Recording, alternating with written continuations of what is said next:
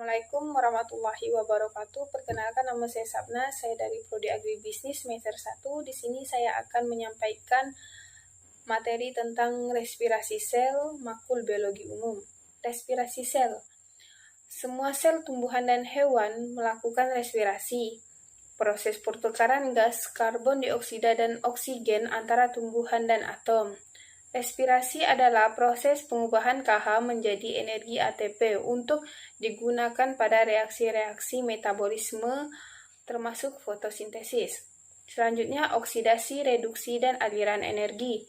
Oksidasi adalah hilangnya elektron dan reduksi adalah penambahan elektron. Oksidasi juga hilangnya atom hidrogen dan reduksi penambahan atom hidrogen.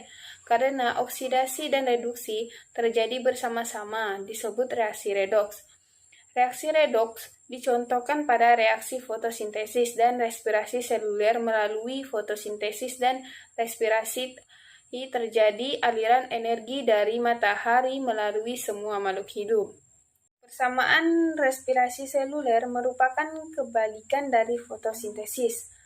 Karbon 6, hidrogen 12, oksigen 6 ditambah 6 oksigen menjadi 6 karbon dioksida ditambah 6 H2O ditambah energi. Dalam reaksi ini, glukosa dioksidasi dan oksigen direduksi menjadi air. Oksidasi sempurna 1 mol glukosa menghasilkan 686 Kca plus 1 yang digunakan untuk mensintesis ATP. Reaksi seluler terjadi 3 seri reaksi. Yang pertama glikolisis, yang kedua siklus asam sitrat, yang ketiga rantai transport elektron yang menghasilkan karbon dioksida, air, ATP atau energi kimia panas, termasuk reaksi anaerob tanpa oksigen menghasilkan sedikit ATP. Reaksi aerob memerlukan oksigen, menghasilkan sebagian besar ATP. Respirasi seluler adalah langkah untuk melepaskan energi dari karbohidrat dan molekul lain yang digunakan untuk mensintesis molekul ATP. Merupakan reaksi aerob yang memerlukan oksigen dan melepaskan karbon dioksida, dan termasuk pemecahan sempurna glukosa menjadi karbon dioksida dan air. Oksidasi glukosa adalah reaksi eksergonik atau melepaskan energi yang mendorong sintesis ATP, yang merupakan reaksi endergonik atau membutuhkan energi. Pemecahan satu molekul glukosa menghasilkan maksimum 36 hingga 38 ATP, merupakan 40% energi potensial dalam molekul glukosa. Molekul ATP. Setiap molekul ATP memiliki 3 bagian. 1 molekul adine, 2 1 mol ribose, yang ketiga 3 molekul fosfat dalam satu rantai. Fosfat yang ketiga berkaitan energi tinggi. Ketika ikatan putus, energi ditransfer. Bila ikatan putus, ATP menjadi ADP, ADP menjadi ATP. Melalui fosforilasi. Fosforilasi memerlukan energi yang dihasilkan dari respirasi seluler. Tahap-tahap pemecahan sempurna glukosa. Oksidasi glukosa dengan melepaskan atom hidrogen meliputi 4 tahap. Glikolisis, pemecahan glukosa menjadi 2 molekul pirufat dalam sitoplasma tanpa oksigen menghasilkan 2 ATP. Reaksi transisi pirufat dioksidasi menjadi 2 karbon asetil grup yang dibawa oleh COA dan CO2 dilepaskan 2 kali per molekul glukosa. Siklus asam sitrat, 1 seri reaksi oksidasi yang melepaskan CO2 dan menghasilkan ATP, NADH, dan VADH2 2 kali per mol glukosa. Sistem transport elektron, 1 seri karier yang menerima elektron yang dilepaskan dari glukosa dan melewatkannya dari satu karier ke karier berikutnya hingga pada elektron reseptor terakhir, yaitu O2. Air dihasilkan, energi dihasilkan dan digunakan untuk mensintesis 32 hingga 34 ATP. Jika oksigen tidak tersedia, terjadi fermentasi di dalam sitoplasma, tidak terjadi respirasi seluler. Mitokondria glikolisis. Glikolisis terjadi dalam sitoplasma. Pemecahan glukosa menjadi 2 molekul pirufat. Glikolisis dijumpai di seluruh organisme dan berkembang sebelum siklus asam sitrat dan sistem transport elektron. Glikolisis tidak memerlukan oksigen.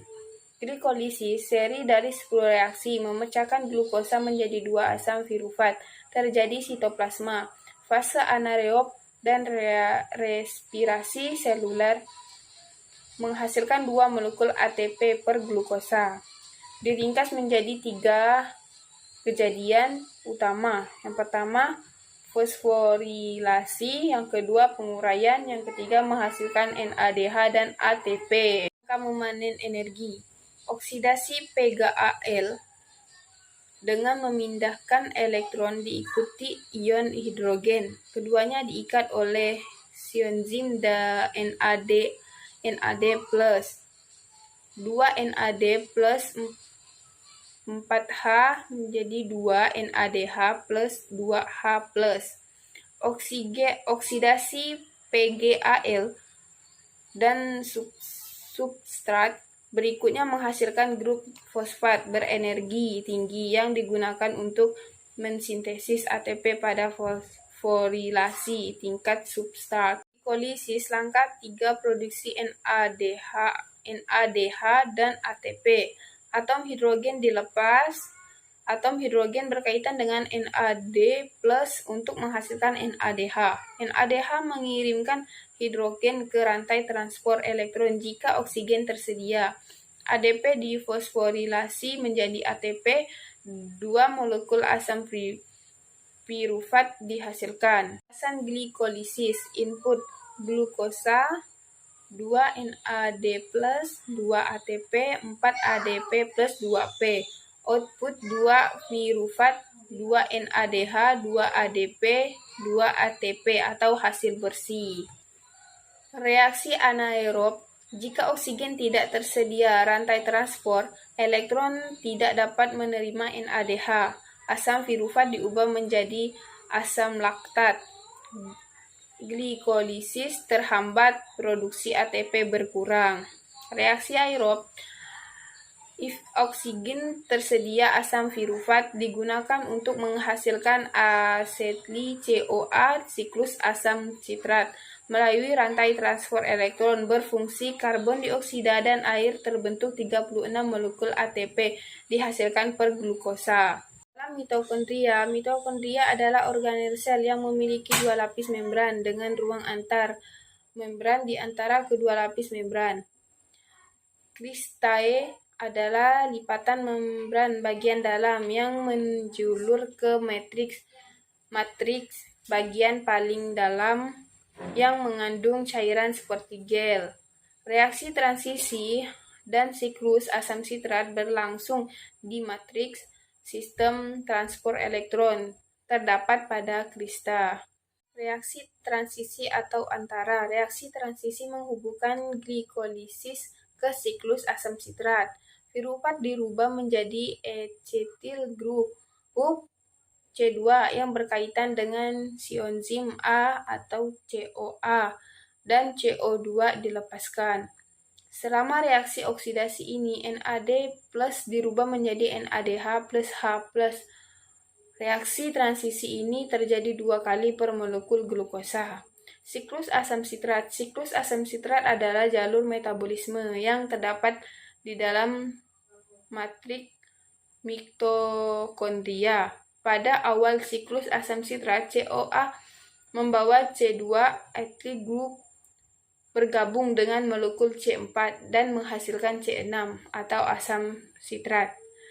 Setiap acetyl group yang diterima dan reaksi transisi dioksidasi menjadi 2 molekul CO2. Selama siklus oksidasi berlangsung, bila NAD+ menerima elektron pada ketiga tempat dan FAD menerima 1 kali elektron. Fosforilasi tingkat substrat menghasilkan 1 ATP setiap putaran atau siklus. Per glukosa terjadi 2 kali putaran. Selama siklus asam sitrat ke-6 karbon dalam glukosa CO2, reaksi transisi menghasilkan 2 CO2 dan siklus asam sitrat menghasilkan 4 CO2 per molekul glukosa. Asam sitrat per glukosa. Input 2 acetyl groups dan 6 NAD+, 2 FAD, 2 ADP plus 2P. Output 4 CO2, 6 NADH, 2 FADH2, 2 ATP. Sistem transfer elektron. Sistem transfer elektron terdapat pada krista mitokondria, merupakan satu seri protein karier yang melewatkan elektron dari satu ke yang lain. Elektron dibawa oleh NADH dan FADH2 ke sistem transfer elektron. Pada saat elektron dilewatkan dari satu karier ke karier berikutnya, energi dilepas dan digunakan untuk membuat ATP dengan fosforilasi oksidatif. Oksigen menerima energi elektron yang dihabiskan pada akhir sistem transfer elektron. Kemudian oksigen bergabung dengan hidrogen dan membentuk air. 1/2O2 plus 2O plus 2H plus H2O.